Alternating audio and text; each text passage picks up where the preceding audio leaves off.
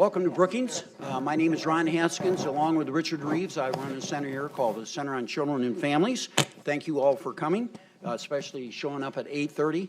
We're going to have a lot more people, but most people don't show up at 8:30. We've learned that in the past at Brookings. They don't show up at 9 either. But so I've been to several events celebrating the 20th anniversary of welfare reform in TANF. But this one is unique because it focuses entirely, with one exception, the afternoon panel that's going to focus on state and what states are doing. It focuses on the scholarly research. Many of you may know there was a lot of money in the bill for research, and foundations poured out a ton of money also to do research. So we really have a lot of research. I think we probably have more research on this bill, and TANF in particular, than any other legislation that I'm familiar with. So now it's time to see what we've learned from that information, addressed to what I think everyone agree are the three biggest topics: child well-being, marriage and families, and work and poverty. And so we're going to have a panel address each one of those, and each one will be introduced by a 20-minute overview with a PowerPoint. The PowerPoints will be available after today's session, and they summarize what we have learned. The overviews are prepared by Janet Curry of Princeton, Daniel Lichter of Cornell, and Robert Moffat of Johns Hopkins, respectively. They are all top-notch academic experts. They've all reviewed this literature before, so I think we're in for a treat. And I think we'll hear something that you don't usually hear in Washington, which is untainted by political views, what the research actually tells us. That's the intent of this meeting. Then following each of these summaries, we'll have reactions from a panel of experts who will be introduced at the appropriate time. And these panel discussions are moderated respectively by me, by Mary Ann Bittler of UC Davis, and by Hillary Hoynes of UC Berkeley. And then we'll also give the audience an opportunity to ask questions after each of the panels. We then open the afternoon session with a panel of state policy choices. In recent years, the states have come in for strong criticism, especially about the way they're spending TANF dollars and the way they are conducting or not their welfare-to-work programs. And we think we've selected a panel that represents all sides of this exceptionally important debate. TANF will fail without good, aggressive implementation by the states. And this panel will be moderated by Jim Ziliak, the head and founder of the Center for Poverty Research at the University of Kentucky. We conclude with a session on the implications of welfare reform by two figures who are giants in the history of TANF. Newt Gingrich, who was Speaker of the House in 1996 when TANF passed, and I can tell you from personal experience was extremely important in all the behind-the-scenes stuff going on, especially with the administration. And also Bruce Reed, who was the head of the Domestic Policy Council and President Clinton's close advisor on all things domestic, but especially welfare reform. And this session will be moderated by Diane Schatzenbach, who runs the Hamilton Project here at Brookings. The event was organized by Jim Ziliak, Hillary Hoynes, and Mary Ann Bittler, and I want you to know it's been a great pleasure to work with them. Mostly I just followed their orders, and everything turned out pretty well. And all of us, all of the organizers of the conference are indebted to our funders, the Laura and John Arnold Foundation, the Institute for Research on Poverty at the University of Wisconsin, the Stanford Center on Poverty and Inequality at the University of California, Davis Center for Poverty Research, and the University of Kentucky Center for Poverty Research. As background for the sessions, I'm going to take about 2 minutes. It might take longer than I thought. Oh, here we go. Okay. I'm going to give you a brief overview of the law, which will be helpful for interpreting what happens during the rest of the day. This first slide is totally forgotten. How many people knew this bill was a small number of pages in the bill were TANF? It was huge other provisions that are really important and totally forgotten, but very important. So not just TANF, there were something like 15 provisions to reduce non-marital births. No one has any idea, I don't think, of whether they had any impact, but non-marital births have been going down, and at the time TANF passed, they paused for about 3 years, and they're still paused for Black Americans. So, and teen non-marital births have really declined greatly. What's going on over here with this paneling? We're going to move so people can see the Panelists slides, but cannot we're... see the slides. Blocking the slides for the We audience, know the though, aren't Well, we? they're above you, supposed to be, anyway. You can see. Okay. SSI provisions for children, extremely controversial. It definitely changed. A lot of kids lost SSI benefits because the idea was they weren't really disabled. They were, they couldn't read right, or they had some kind of modest problem, and so a lot of kids did lose SSI. That was very controversial. We completely ended the program for drug addicts and alcoholics. We used to have a guaranteed annual income if you could prove that you were an addict or an alcoholic. That's great policy. Major provisions on child support enforcement and huge impacts of those provisions. Collections increased greatly after the legislation passed, and the states aggressively implemented it, and they're still doing it to this day. So we probably have the toughest child support system in the world, and it collects billions of dollars every year for single moms, mostly single moms. Welfare for non-citizens was another huge part of the bill. Clinton almost refused to sign a bill over these provisions. It basically said that if you come to America for opportunity, you cannot have welfare. Congress, including Republicans, have slowly eaten away at those provisions, and a lot of them, especially on food stamps, have been restored. But they really had a major impact. What?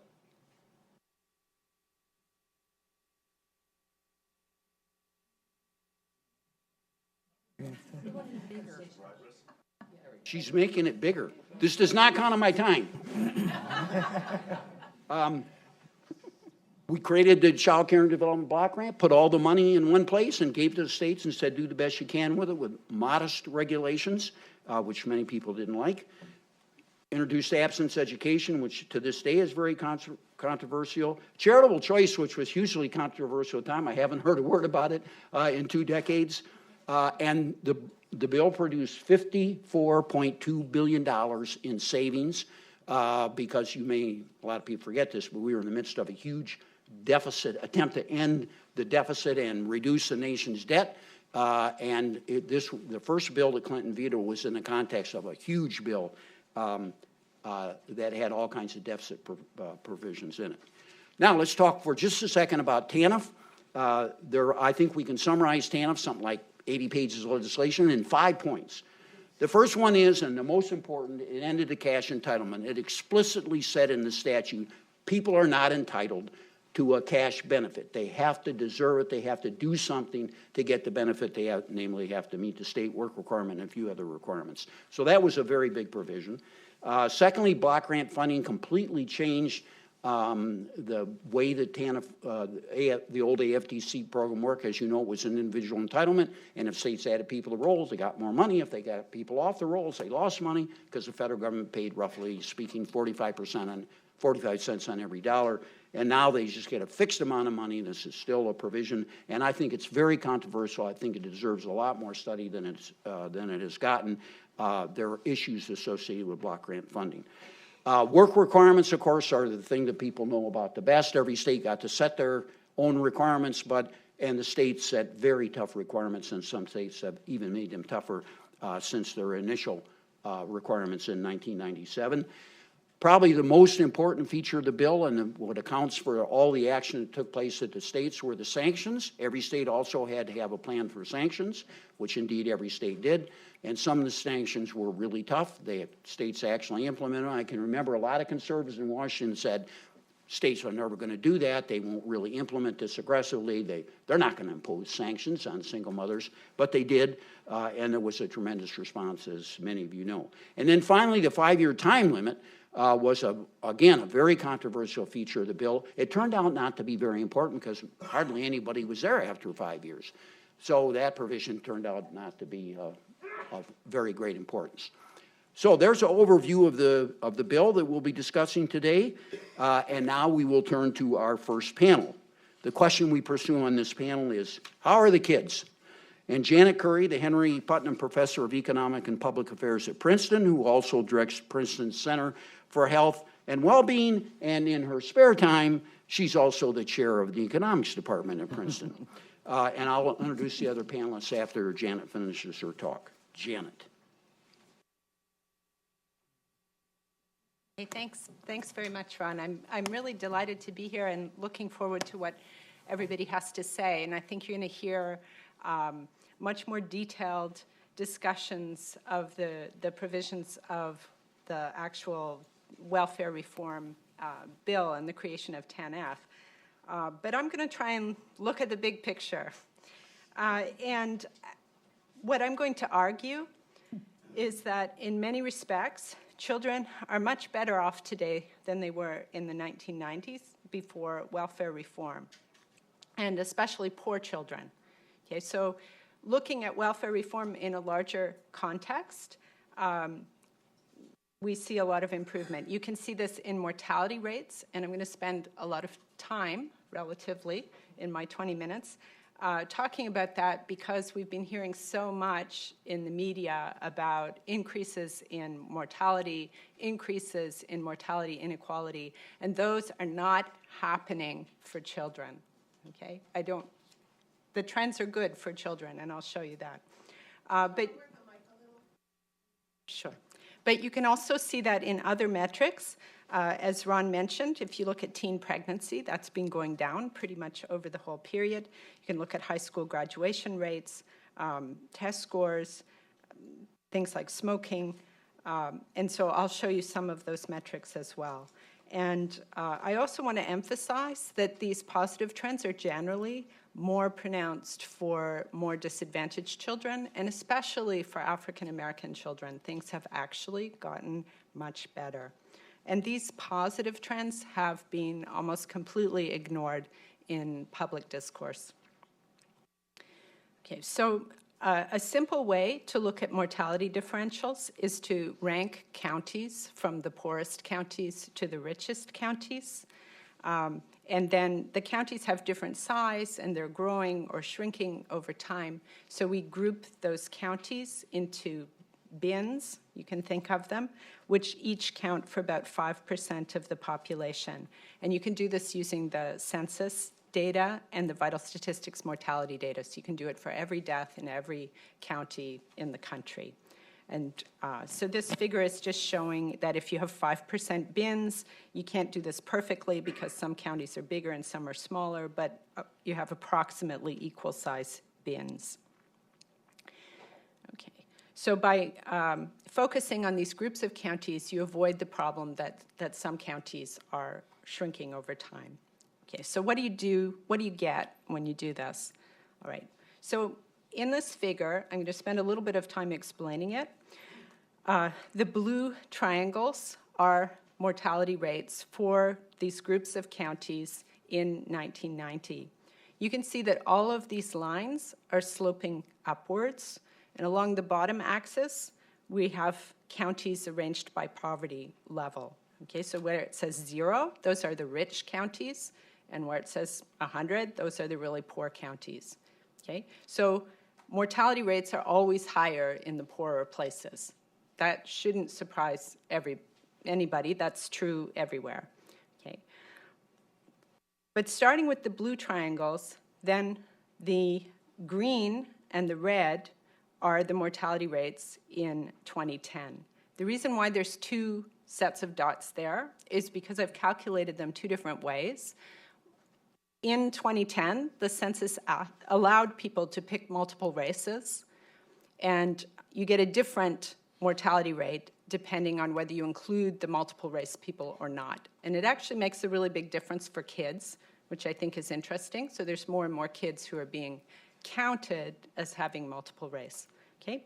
But so whether you want to use kids who have only one race or kids that have multiple race, what you see is huge declines in mortality everywhere for kids. Okay, so the blue line is everywhere much higher than the green or the red lines. Plus, if you look at how much it's declining a lot more in the 100% counties than in the 0% counties. Okay, so what does that mean? Mortality is falling more in the poorest places. So that's a decline in mortality inequality. Okay, now I'm sort of tiptoeing around the elephant in the room, or the elephant in this picture, which is how much higher the mortality rates were for blacks, for African Americans in 1990 than for whites. Okay? And that gap has closed considerably over the past 20 years.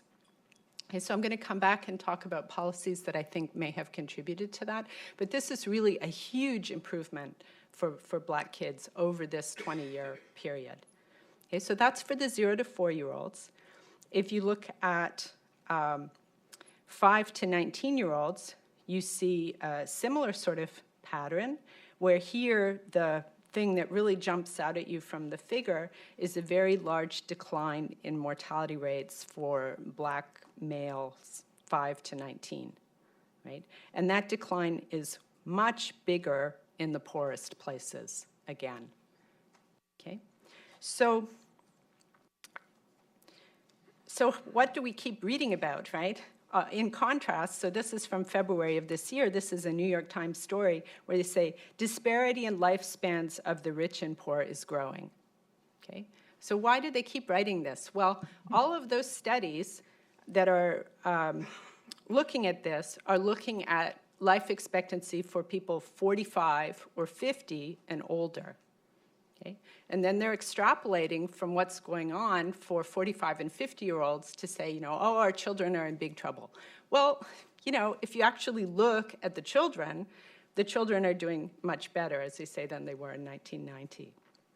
And so this particular article that's talking about this research looking at 45 to 50-year-olds, I thought it was sort of particularly obnoxious that it's accompanied by a picture of a child, right? So it's really, making people think that this is going on for kids, and it's not. Things are going in the other direction for kids. Inequality and mortality is falling for kids. And now, what are some of the other measures we can look at?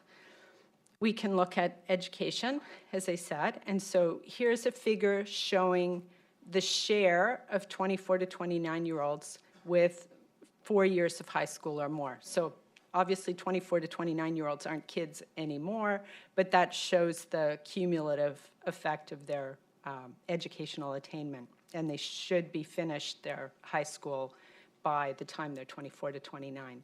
So you have increases overall. You have increases for whites. The increases are bigger for African Americans, and they're biggest for Hispanics. Okay? So again, this pattern of bigger improvements for more disadvantaged groups. Now, one reason why this matters is because we keep hearing about how things are getting worse for high school dropouts. Okay? And in particular, white female high school dropouts have had increases in mortality. We've read about that in the newspaper also. Okay? But what's happening is there are many, many fewer white female high school dropouts than there used to be. In fact, there's 66% fewer in 2010 than in 1990. Okay? So we're talking about a different group of people, right? So 66% of the people who would have been white female high school dropouts in 1990 are no longer even in that category, okay? And so if the people who are left are the ones who would have had the worst health in any case, that can completely explain these increases in mortality, okay? And so here, for example, is another a table from a paper in the New York Times talking about how life expectancy at birth has fallen. And you can see that that pretty much exactly mimics the change in the population share in that category.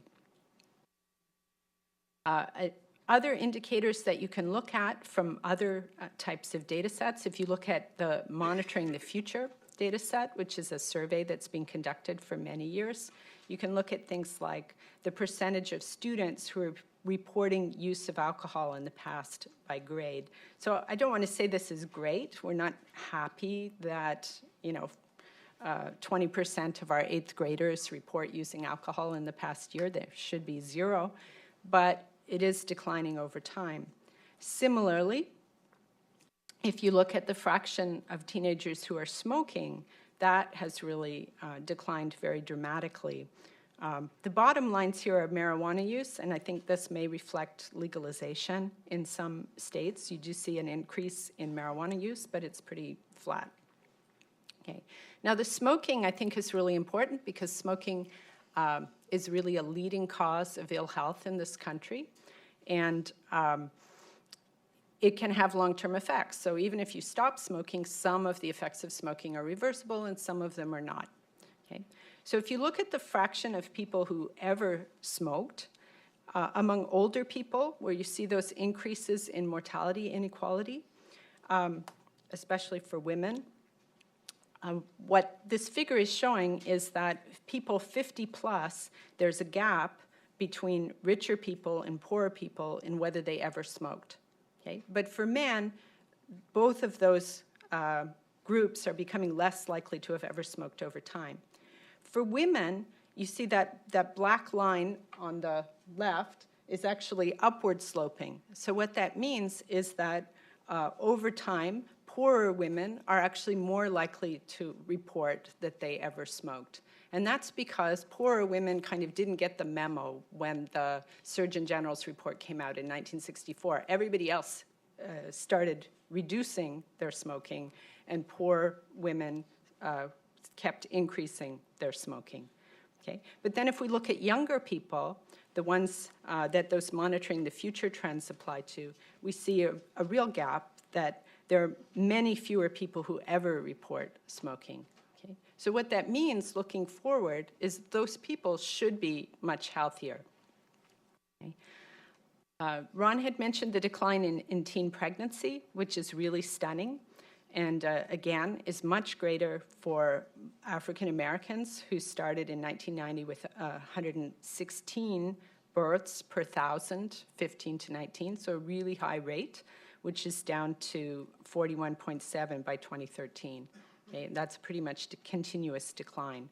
Okay, so in terms of policy, what are the policies that are likely to have played the greatest role? And I realize this is a conference about welfare reform and TANF, but I think you can't look at that in a vacuum. Yeah, so TANF, as Ron said, it saved $50 billion. It also represented a pivot in terms of how we're going to address poverty in this country.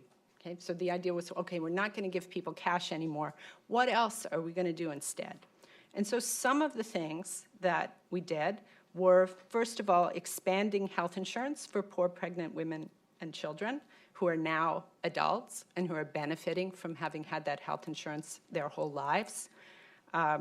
This was really a huge bipartisan policy victory for children, as far as I'm concerned, and I think it should get more attention. There are the expansions of the earned income tax credit, right? So along with the idea that we're going to make people work if we're going to give them welfare, was the idea that, well, we're going to reward people for working, right? So I remember Bill Clinton talking about how people that work shouldn't have to be in poverty. So we're going to set the earned income tax credit so that if you work full-time at a minimum wage job, you're going to be raised above the poverty line.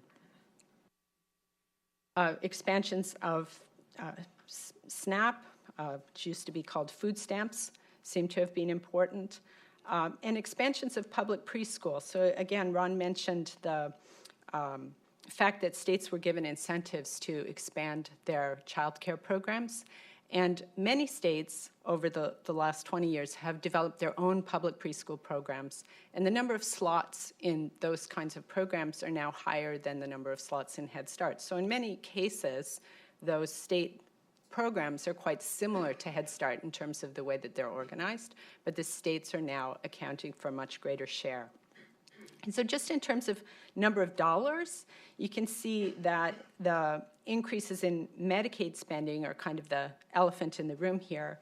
And what I'm doing here is only counting Medicaid spending for children and non-disabled adults.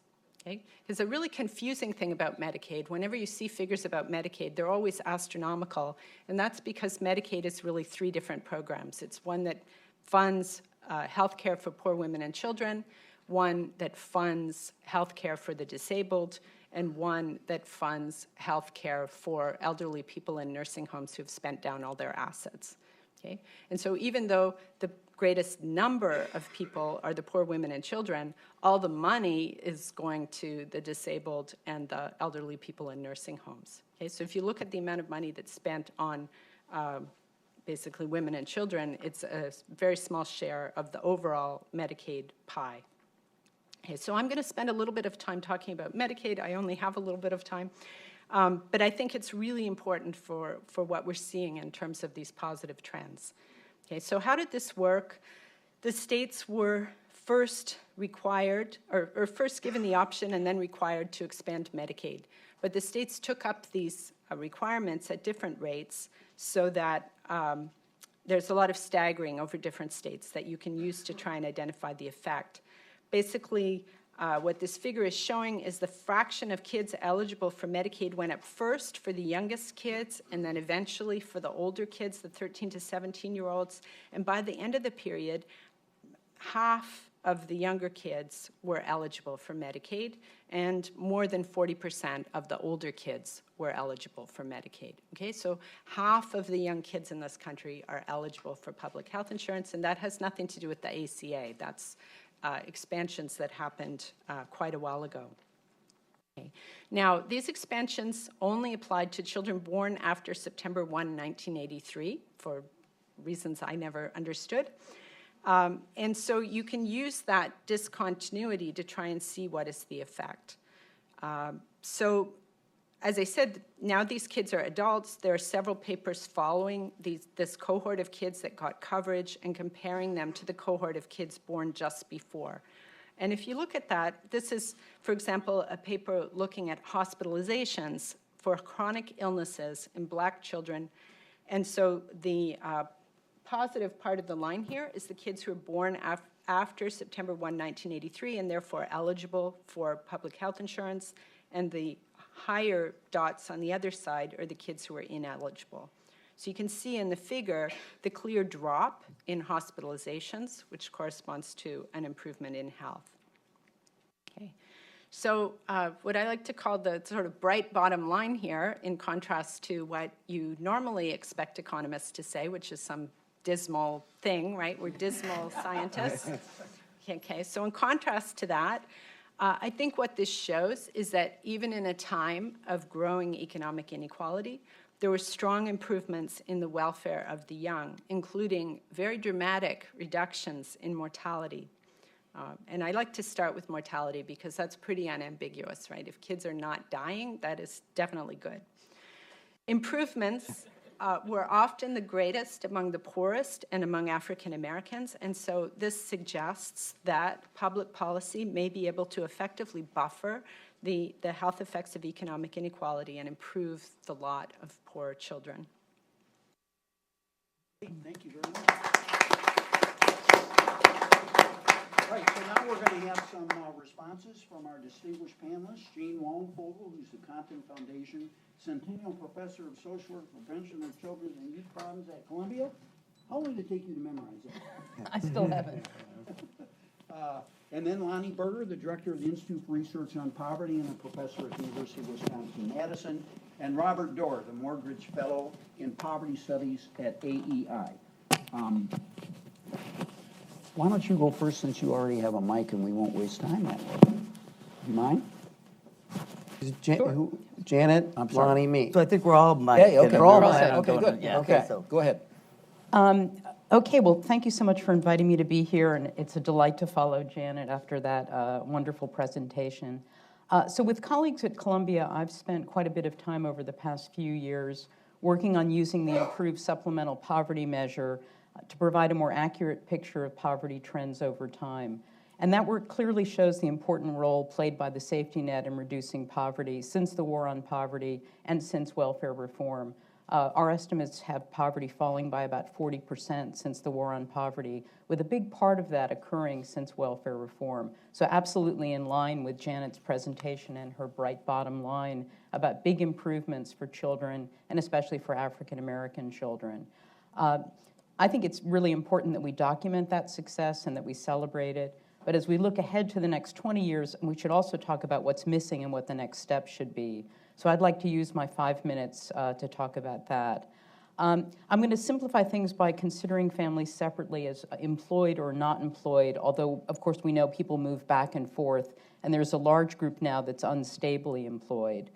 For the employed, families with employed parents, we've done a lot since welfare reform, as Janet was detailing and as Ron has detailed. We've got the earned income tax credit, we have the child tax credit, we have expanded child care assistance, but the tax credits come only once a year. The child care assistance is woefully inadequate to meet the need. We haven't done anything at all at the federal level to provide paid family and medical leave, which is essential for working families with children. And there's a big set of issues around low wages, employment instability, and job scheduling for working parents. For the non-employed, the situation, of course, is much worse. We've heard about this from Ron Haskins, Becky Blank, Robert Moffett, Kathy Eden, Luke Schaefer, and a host of others. Welfare reform had some losers as well as winners. For parents who are not able to work but also aren't able to get disability or SSI, there's no source of cash income anymore. Whether we call them the disconnected, the deep poor, the $2 a day poor, they're there and their situation is dire. Unlike Canada and all the civilized countries in Europe, we don't have a basic child allowance that provides an income floor for families with children, a floor that non-employed families and many employed families need, income that comes every month to support the costs of raising a child. So that's why, along with others, I've been working on proposing a universal child allowance that would be paid monthly for every child in the United States. So that's my short list for the next steps in welfare reform: paid family and medical leave, expanded child care assistance, higher minimum wages and more family-friendly employment and hours protections, and last but not least, a universal child allowance. And I'm done under time. Very nice, Okay. thank you. Yeah. You cannot have her remaining minute. I was going to ask that. Okay. Okay, so I want to make 3 basic points. First, I want to say, and this isn't one of my 3 points, but it's great news, right? Kids are doing better. Janet showed us a lot of evidence of that. It's not clear, whether that's welfare reform or not. There was a lot of other things going on, lots of other policies, but certainly kids haven't been hurt in the last 20 years despite growing inequality, and I think that that's really important. Jane's point about the deep poor, disconnected poor, so we can quibble about how much they've increased or how to calculate it. Regardless, there's a substantial number of families that are disconnected, that have limited access to cash. The best evidence suggests that these aren't families that are completely long-term unemployed, but also face periods of unemployment, unstable employment, unstable hours. They're also families that are disproportionately struggling with psychosocial issues. And I think we need to have somewhat of a larger conversation about who's ready to work, who can participate in the work-based safety net, who might do better with jobs of last resort or some kind of publicly provided jobs versus being able to work in the private market, sort of what's reasonable to expect. And, cash is important. And I think we have a really growing body of evidence that suggests that money matters. Most of it happens to be from random variation in EITC expansion, so it's really disproportionately affecting workers. But around health, well-being, around even reductions in child maltreatment, money matters, and I think that the evidence is growing there. Second point I want to make is, so we can think about, huge reductions in AFDC, now TANF participation in that sort of cash welfare. Social welfare spending on low-income populations has increased generally throughout that period. I'm guessing Robert Moffett will talk about that today. And so we've actually invested quite a lot, particularly in SNAP, EITC, disability and public health insurance. I think that there's 2 ways to think about this. So one of the things that we want to think about is that jobs probably aren't enough low-wage jobs. And so do we want to think about these programs as being long-term supports and potentially intergenerational supports? So Jim Zeliak's done work looking at welfare reforms associated with a decrease in intergenerational transmission of TANF or FDC, but not food stamps, right? And part of it is that the jobs that people are getting aren't enough to live above poverty or to live above the qualifications of these programs. And somewhat connected to that, I think we need to rethink a little bit about these policies in a context of much more complex and fluid families. And so how do we think about benefits when people are spending time in multiple and different households? Which leads me to my third point, which is around non-custodial parents. So welfare reform did a ton around establishing paternity, around more stringent child support enforcement, and around really setting the expectations for non-custodial parents. We did much less to assist those parents in meeting those expectations. So while child support enforcement is increased, it is still relatively low. At the same time, for single-parent families that receive it, it's a large proportion of their income. I think that the current way we do services to custodial parents versus non-custodial parents has problems in terms of equity, has problems in terms of reciprocity, and has problems in terms of the potential for child support and non-custodial parent support to help child well-being and reduce poverty. And essentially, non-custodial parents are treated as non-parents, right? So they're adults without dependents. Essentially, they have very few services to assist them in getting jobs. For the most part, whether we like TANF or not, in theory, it pays women a benefit, or custodial parents a benefit while they're going through job programs. Depending on the state, you get a community service job. There's a process of moving toward independence. For the most part, we expect the non-custodial parents to start paying child support, to have very little concrete supports, and the prospects of a job, particularly if you have a criminal justice history at the end of that road. And even lots of proposals and recent policies around non-custodial parent EITC, they generally are low benefits and high eligibility criteria. So you have to be current on child support for a year. So there's actually no reason to do that, right? So if you're working on the books, your child support wages get withheld. If you get an EITC, the money can be withheld and transferred to the child. Why wait a whole year? Why not do it on every dollar that the fathers are making, or the non-custodial parents, and support them more? Robert Dorr. Okay, so I want to begin by saying that poor children in America today face many obstacles, and as a result, their ability to rise and thrive economically is not as great as we all want. This means that no discussion of the 1996 Act can really be a great celebration. Even if the Act has succeeded in its most important goal, and I think it has, low-income children, particularly those with never-married households, still face challenges we should continue to focus on, even if we think welfare reform move them and our country in the right direction. So I come to praise the Welfare Reform Act, but not to declare victory in the fight against poverty in America. Point number 2, no anti-poverty program acts alone in children's lives. And the TANF program is now only a small part of our overall safety net. And while I believe work requirements, time limits, and fixed funding have all contributed to higher labor force participation for single mothers and reduced poverty for children, I also know that the economy and other programs have also played a role. Academics can try to disentangle and isolate the effect of TANF, but it really is almost impossible to do. So many other forces are at work, and they all interact together to aid a family.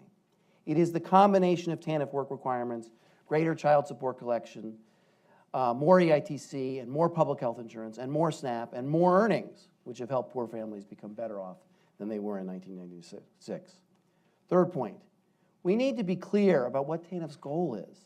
TANF's goal, or at least the goal I sought for the welfare agency in New York City, was to help very poor families get to work and reach the first rung on the economic ladder. Other aspects of American life and a recipient's own initiative can help people move fully into the middle class. Imposing on TANF the goal of achieving middle-class incomes is unreasonable and unworkable. Fourth, the focus and emphasis on work first and personal responsibility for New York was a huge change.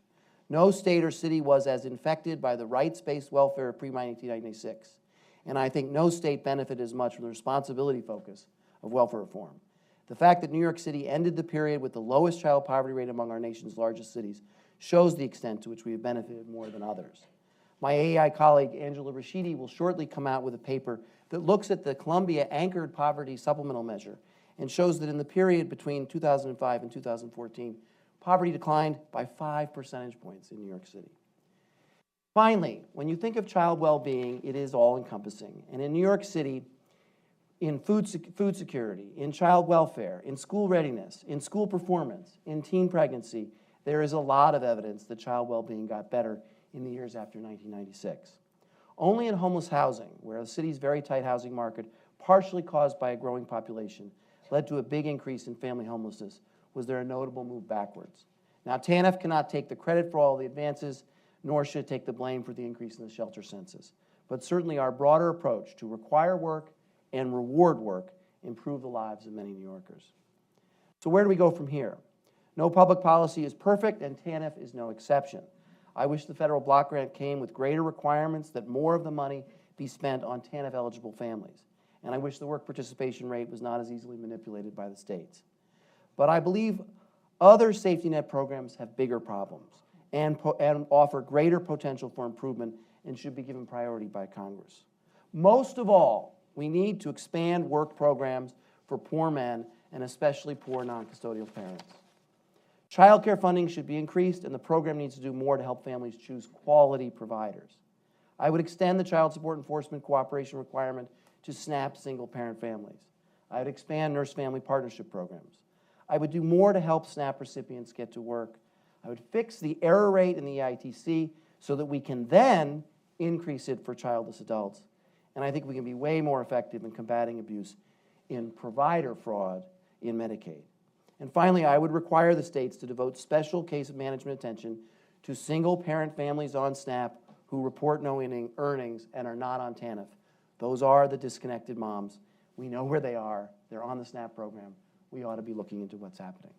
Now, after we all do that, we can fix the problems with TANF. Good. Thank you very much. The great panel, wonderful comments. I'd like to look back for 1 second just to remind people, and I'm trying not to reflect 2 years of this debate and how bitter it was. And I mean, it was really a very, very nasty debate. And one of the things that Democrats claimed with great regularity was that children were going to die, they were going to starve. Daniel Patrick Moynihan said on the floor of the Senate that they'd send carts around in the morning and winter to pick up the frozen little babies.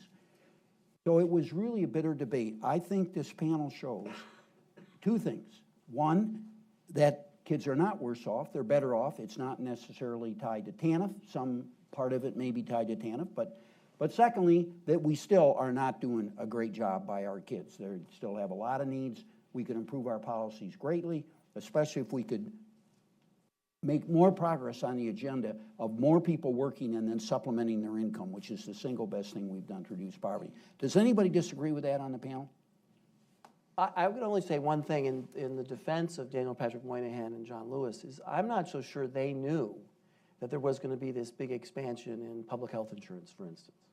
A lot of other things, I think Janet shows that, played a role in preventing the downside effects of the firm, stringent TANF work requirement, which I believe in very strongly, but those other things cushioned the effect.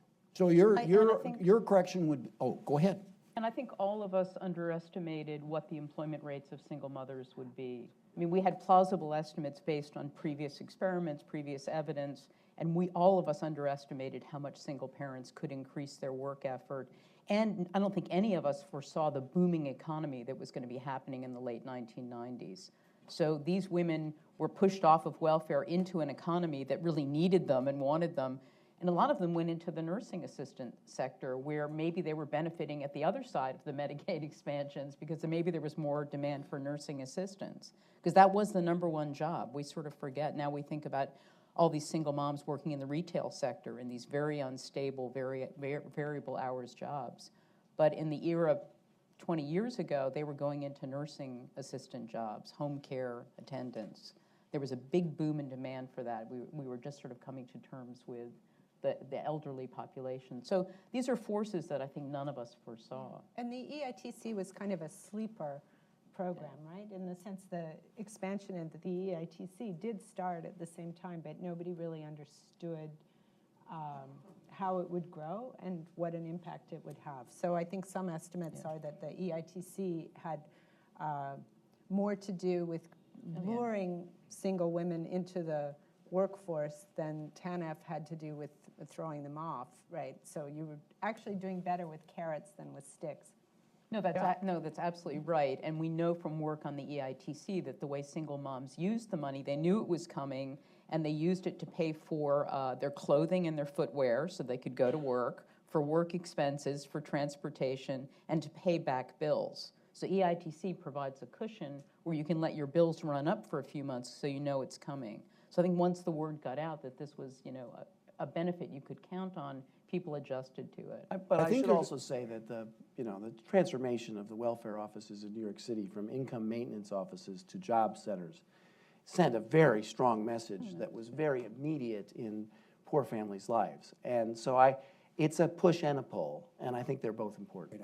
I want to come back to that, but first, I think we all should agree, and let's see if we do, that there were really three factors that account for the initial success of welfare reform, and it's continued to success. The poverty rates are still lower, the work rates among mothers are still higher, despite the recessions and so forth, and that is the economy was great, the EITC is a huge factor, welfare reform is a big factor, but something must be said about the mother's motivation. They said in interviews all along they wanted to work, and when given a chance and shown that it could be financially beneficial, they did it. So it's a complex set of factors, including other policies. It wasn't just TANF. My point in posing that first question was both sides were wrong. We still have problems with kids. Everything wasn't shining and wonderful, but it's better. And part of it is work, but part of it is the other policies as well. We agree on that? Yeah. Okay. Now, let's get a little further into this. One of the things that people didn't notice much about welfare reform was that it culminated in the kind of policies we don't do in Washington anymore. Policies, a set of, I would say, 8 or 10 bills directed primarily by Waxman to expand Medicaid for children, step by step by step by step. And an important part of that was completely severing the link between welfare and Medicaid. In the old days, get this, in the old days, you could not get Medicaid, even for children, unless you were either on SSI or AFDC. The final step in that was severed by welfare reform, and then the next year we passed the state child health insurance program. So now I think we can say something very close to virtually every kid in the country under 150 to 200% of poverty is covered by Medicaid.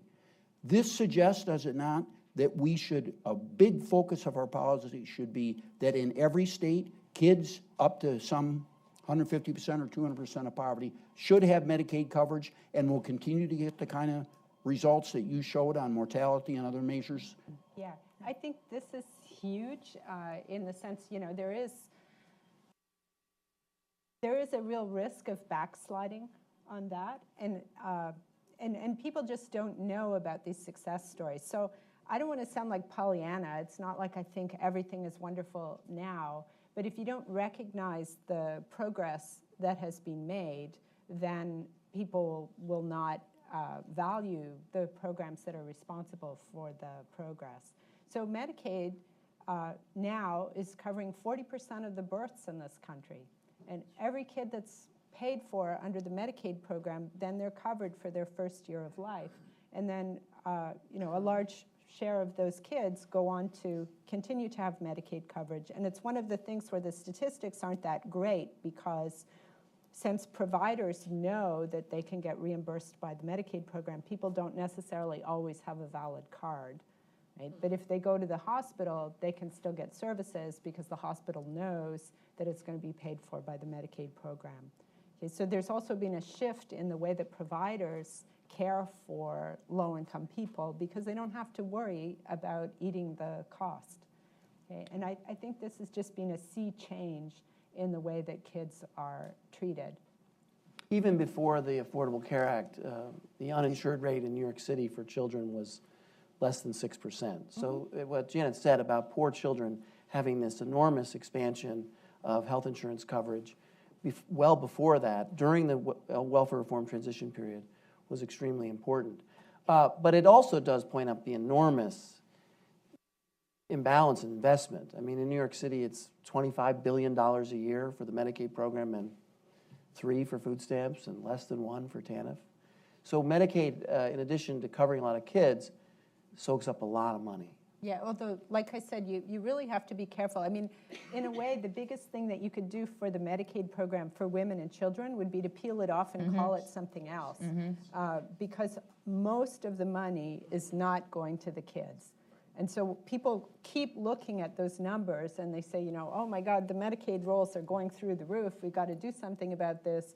And it must be because all these children are joining the rolls. Well, that's not what's driving it. What's driving it is the ballooning costs for disabled and elderly people, right? So I'm not saying you should throw them off the rules either, but that's where the cost is growing. Yeah, so I think that the Medicaid expansion has been huge. It's been really helpful for children. And I think that one of the things that we don't think about as much is that it also provides often a means of getting services that we don't think of as traditional healthcare. So for families involved with the Child Protective Services system, interventions around behaviors and around things like that. But it's worth considering also that, huge expansion in participation, access to care is still somewhat varied depending on where you live. So we don't want to forget By state, that. you mean, by or state county, and by or- county and by rural, those kinds of things. And the quality. And the quality of care, right? And so I think we want to keep that in mind. And then, again, like I don't think so. When we think about how families are doing, putting a huge value on the transfer in terms of health care, there's lots of other things that families need. And I worry a little bit about saying, oh, we're investing in all this money in poor families and the poverty rates come down so much because we're weighting health care so heavily. Yeah. Okay, now let's deal with probably the broadest issue of all. Several statements have made about financing the amount of money available to kids, and we increased a lot of spending on programs. The data for spending on children from all federal sources clearly shows that for at least 3 years it has declined as a percentage of federal spending, and that this has taken place while Social Security and Medicaid continue to be totally out of control. And just reflect on this for a minute. They don't have a budget. Congress never votes to spend a penny on Social Security and Medicare. They're just on automatic. They just keep going. And meanwhile, spending on kids is declining, and it will, I don't see any other way for it not to decline. So what do we say about this? What's our response if we're concerned about the kids and we're making this progress? I think it's threatened over the next decade or so because of this pattern of federal spending. But I think actually a really big picture issue with that is that if people don't know that these programs have been successful and that kids are doing better, then when push comes to shove in the budget, they say, well, why should we be spending billions of dollars on these programs if they don't do anything, right? So how often have you heard that? That's why it's so important to talk about the successes as well as the failures and what needs to be improved and so on and so forth. Because if you don't, then you have no case to make when these difficult budget choices have to be made. So assume now we're at sort of an optimal moment because there's a tension now on these policies. We're 20th anniversary of welfare reform. We've seen there's these big reductions in mortality, inequality, big improvements in health, big improvements in child poverty we've documented since the war on poverty. Hey, these programs actually work pretty well. So how much should we be spending to tackle poverty? So there was a wonderful Brookings volume a few years back called 1% for the Kids. And I'm looking at Belle Sawhill because that was her volume. And David Leonhardt, just the other day in the New York Times, wrote a piece, again calling for us to spend 1% for the kids. So if we're really serious about tackling child poverty, we've done a great job. We're almost halfway there in terms of tackling child poverty. But to get the other half of the way there, we have to spend more. And so David goes through the sort of thought exercise of what would we do if we were going to spend, if we were going to spend 1% for the kids. So I think all the money we're spending now, we've been talking about the EITC and SNAP, it's about half of 1% of our GDP. So that's what we're spending now. And if we doubled that, we could obviously do quite a bit more. So this seems like exactly the right moment to be having that conversation. Robert. But the key ingredient is not only what we would spend it on and how we would increase it, it needs to be where we would find the pay for. And I think, Ron, you introduced the topic by indicating that there's a generational imbalance. And I think it's a serious issue. And I think that folks in Washington who care about the long-term fiscal situation are also caring about investing more in kids, but they aren't going to be comfortable doing it until we come forward with real savings in these other programs. Yeah, families, kids out of spending on the elderly, especially the rich elderly. That seems like a fairly reasonable idea, but try And I saying think the that up on Democrats the have to hill, lead on it's that. not going to work too well. Okay, one last issue I want to deal with. All this spending, guaranteed income, children's allowance, all that, okay. But the other side of this is, what about more work? What could our agenda be that would increase work by low income and including fathers? We clearly have failed. I was so happy that you pointed that out. And you should mention that there are, I think, 10 or 8 random assignment, big studies going on in the country now that child support agencies are doing to try to work with the fathers and get them employment. Without employment, they're not going to be able to pay their child support, and they're going to live a miserable life. Half of black men between 18 and 24, I think it is, do not work. You can't build a community like that. So how can we help this group work more? Well, one of the deficiencies of the studies, as I understand it, is that none of them are mandatory programs. So that's an issue. And I think that Lonnie's right, the connection to non-custodial parents is often through the child support enforcement program, and it's imbalanced. There should be more attention to how we get them into employment that is tied to their obligation. So I think that is a big one. I think that would be better done through Congress as opposed to through a reg, and with ample funding, which it is not in the current proposal. So I have always felt that there is an opportunity there to reach the very people we're talking about. And the other is the reentry world, guys coming home from prison. I think there's a great opportunity there to help guys get into work, and we ought to be focusing on that. So I can comment on so Ron mentioned this 8-state randomized evaluation. So it's called the Non-Custodial Parent Child Support Employment and Parenting Demonstration Project. Yeah. It sounds like Jane's title. Yeah. And so the Institute for Research on Poverty and Mathematics are jointly evaluating it. We don't have results yet, but essentially the idea is for non-custodial parents that mostly have child support arrears or problems, give them a case management service that really helps to better set realistic child support orders, work around arrears reduction in some circumstances. There's a mandatory, if you participate in the program, employment participation, training, et cetera. And then there's a fatherhood piece to it. So like I said, we don't have results. I think that one potential drawback is, so a lot of these guys have criminal records, criminal backgrounds, are coming out of jail. So you may get some arrears forgiveness during the training period time, but you're not getting any money coming in. And so you're still being told to sit in a training program when you may need to be out hustling for rent because you're staying with your brother-in-law or your sister who needs some money for rent, and you just got to. And I think that, we need to sort of support the guys during the time that they're going through training. We'll see. Hopefully there will be jobs at the end of the road.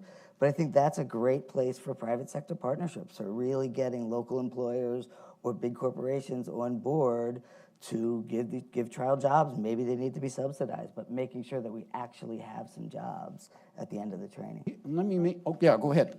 Well, I just wanted to come back to the point that you were making earlier about the mom's motivation and that a lot of these moms want to be working.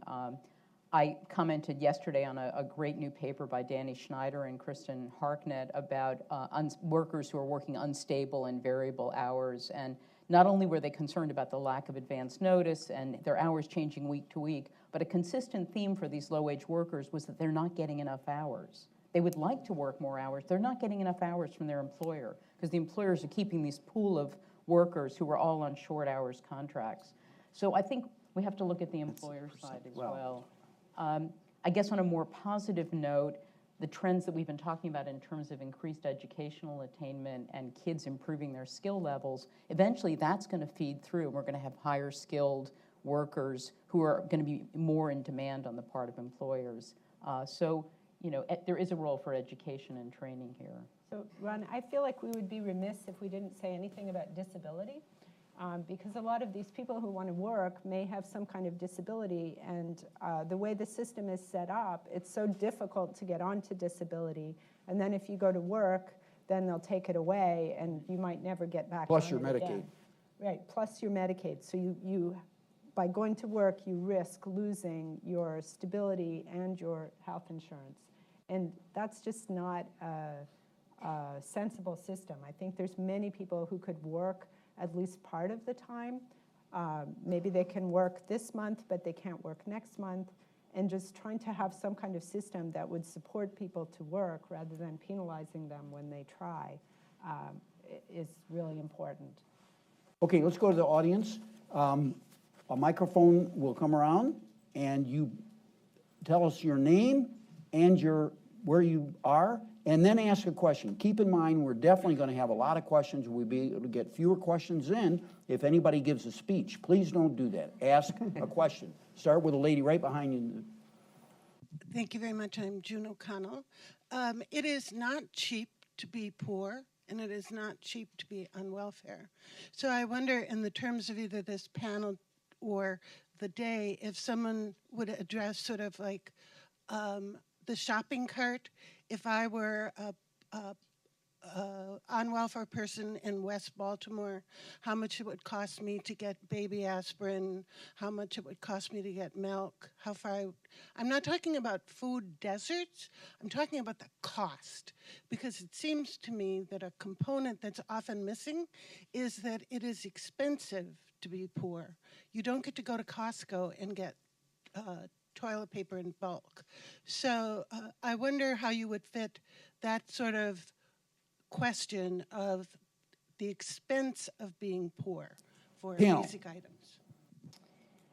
Yeah, I think, in developing the supplemental poverty measure, the Census Bureau has put a lot of work into developing thresholds, sort of living standards. And so they have a price for a basic bundle of goods, plus a little bit more for things like shampoo and toothpaste and baby aspirin, plus, your food, shelter, clothing, utilities, plus a little bit more.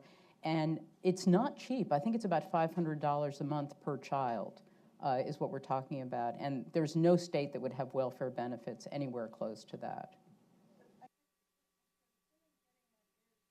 That if your daughter lives in North Baltimore, she goes to a Costco to shop for her kids, and she buys 10 items.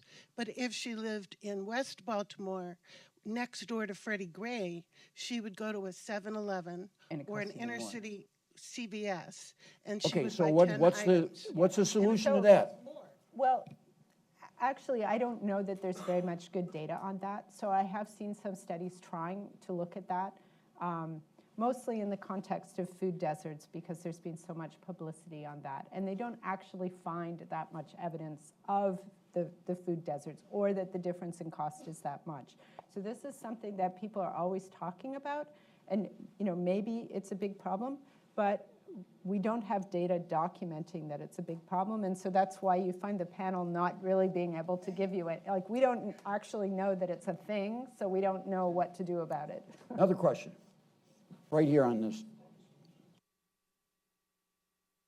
I think this is a segue from the first question, and I didn't hear anybody. Tell us your name, will you? Larry Checo, Accountability Central.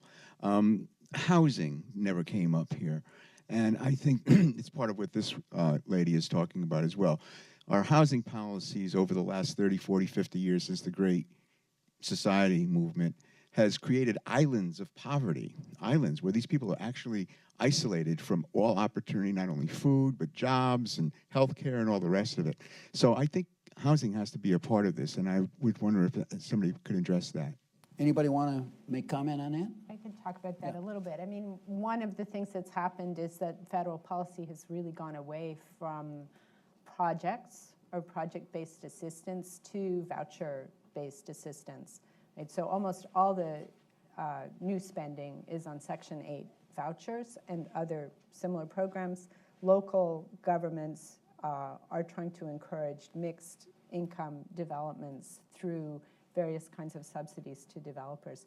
So that's certainly the direction of the policy. Now, whether it's been successful or not, I know there's lots of trouble with Section 8 trying to find landlords who accept Section 8. Often what landlords will tell you is that the requirements are very onerous. They don't like having to do a whole bunch of things to their units in order to rent them when they can rent them to somebody else without a voucher, without doing all of those things. And so I guess, I mean, sticking with the carrots versus sticks insights, maybe making it easier for landlords to comply or assisting them to comply, giving landlords low-income loans to bring their units up to Section 8 standards, or maybe those kinds of things would be effective. But as far as I know, they haven't been tried. Robert? I mean, So in New York City, we have large public housing complexes, NYCHA housing, and one of the benefits of the resurgence of the city has been that neighborhoods that once were very much dominated by public housing and were, as you say, isolated neighborhoods, have become much more economically integrated. And the city did a study that looked at the effect of that increased integration of different economic levels into the community, and found that in NYCHA areas, NYCHA housing complexes, where that happened, there were good outcomes for the residents, and where that kind of economic integration didn't happen, there weren't so much. So, you know, the Raj Chetty report about moving to opportunity showed that if you move people to places where there's more economic diversity, that can be good for poor families, but it can also be good for poor families if we reinvigorate poor neighborhoods by bringing a greater economic diversity into them. So I think we should work on both. And frankly, I think the second is a lot easier. I just wanted to add, Ron mentioned earlier the difference between entitlement programs and limited funding programs. So, you know, Social Security and Medicare are entitlement programs. If you meet the eligibility, you get the benefit. It's not the case with housing, so we really have a lottery. And so a minority of eligible families get any kind of housing assistance.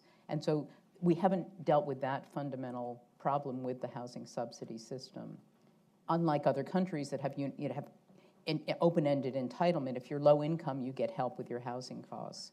And I know, Ron, you've talked about what would happen if you took the existing housing benefit and spread it more equally among the eligible population, rather than having some huge winners and some huge losers. It's also hard to get. Yes, yes. All the way in the back?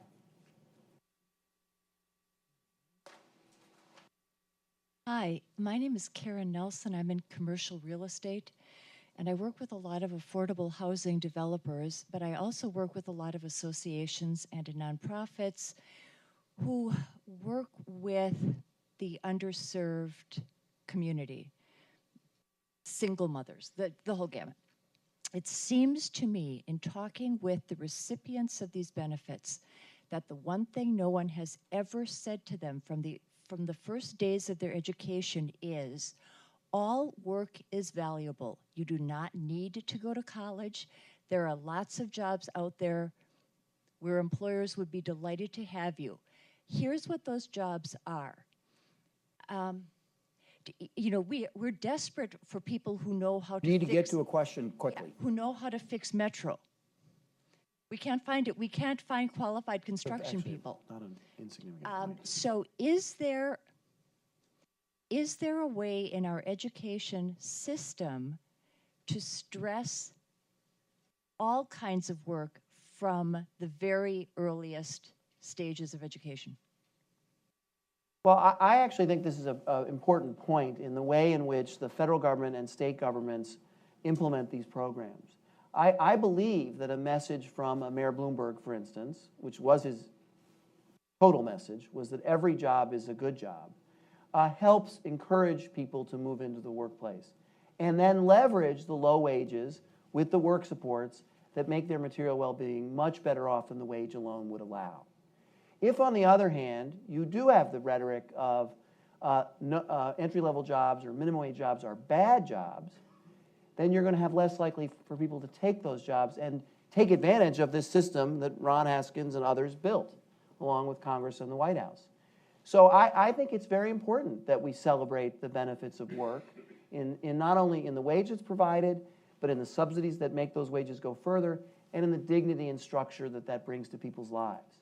And when the rhetoric is different, when the only rhetoric you hear from politicians is, we need a $15 minimum wage, and we can't allow employers into our area that don't pay or provide, then all of a sudden, all jobs aren't viewed as a positive step forward for low-income Americans. So, I would agree that the messaging is important about the value of all work. But I think welfare reform actually showed that for a lot of the low-income women, they are willing to take these jobs and they do want to work and they did move into these jobs. So I get that there's variation, but on average, I think the message played out and people took the low-wage jobs. But one more thing, the men don't get the benefits. Because they don't have children in the household, they take the same job, and they can't leverage the food stamp benefits and even Medicaid or EITC. They And can leverage that makes food it harder. stamps. Yeah, but it's Well, not it's the harder same to as you have 2 kids in qualify, the and household. Right on the aisle here. Hi, Russ Sykes, APHSA. I have so many questions to ask, but I'm going to ask this one very simply. After 20 years, when are we going to learn that measuring the success of TANF through a performance measure that talks about bean counting instead of talking about employment is really not going to work, particularly with the advent of WIOA and the connection of SNAP E&T and so forth? When are we going to learn that we need to start talking about employment outcomes, placement, retention, other things? Because going forward, there's such a gulf between TANF and WIOA as far as their performance metrics that it's going to be impossible Do to you make. have a specific proposal, Russ? You How wanna are we change going to work make the participation. TANF WIOA partnership work if the performance measures are totally out of whack with each other? And so your proposal is that TANF should change and adopt those I think performance over measures? time, there needs to be a transition to more outcome-based measures for TANF rather than process measures. Yeah. Amen. I think almost everybody that does research agrees with this, and I think the public would agree with it too, but it's very difficult to get policymakers, and maybe states, I'm not sure. We'll have a state panel this afternoon. Let's be sure that that question is put to the state panel, because there are reasons that we don't do this. I'm not exactly sure what they are. Another question. I think we have one more. All the way in the back on the aisle. Hi, my name is Graham Peterson. I'm with the Niskanen Center. This goes to Mr. Berger. You were talking about prisoner reentry programs. I had the chance to work with a reentry program in Chicago back in the day, and these gentlemen were pretty explicit that they're asking us. We were working with a micro lender who was going to hand out $5,000, $10,000 loans if they had business plans that were viable. And the question that came up over and over again was, am I going to lose my benefits if I take this check or whatever? So to Ms. Curry, you mentioned that people were losing benefits. What are the challenges to putting these people in a position where if they do re-enter or especially start some kind of entrepreneurial venture where there's opportunity for growth, what are the challenges to getting it such that they can keep their benefits when they start making a nominal income? Lonnie? So I think that this idea of cliffs and of losing benefits as you start making more, or if they worry about it with these loans, is a real problem. Janet brought it up around families with kids. I actually think that the problem for the men, so that may apply to if they're living in a household, and they're on a SNAP benefit with some kids or a partner or whatever. Most of the men, if they're single adults, aren't really getting much in benefits to begin with, right? So if they don't live with a kid, they're not generally drawing down the ITC. They can qualify for SNAP, right? They're going to get, if they're a single childless adult with that, not part of a food unit, it's going to be harder to qualify. It's going to be a small benefit, et cetera. So while I think that is a big problem for the men coming out of prison, I think the bigger problem is the access to benefits to begin with and access to supports while they're working or to help them get into work. So in my system of values, there's nothing more important than questions. But from the perspective of the audience, they also value breaks. We're on break. We'll start again at 10 o'clock sharp. If you're here or not, we're starting. Join me in thanking the panel.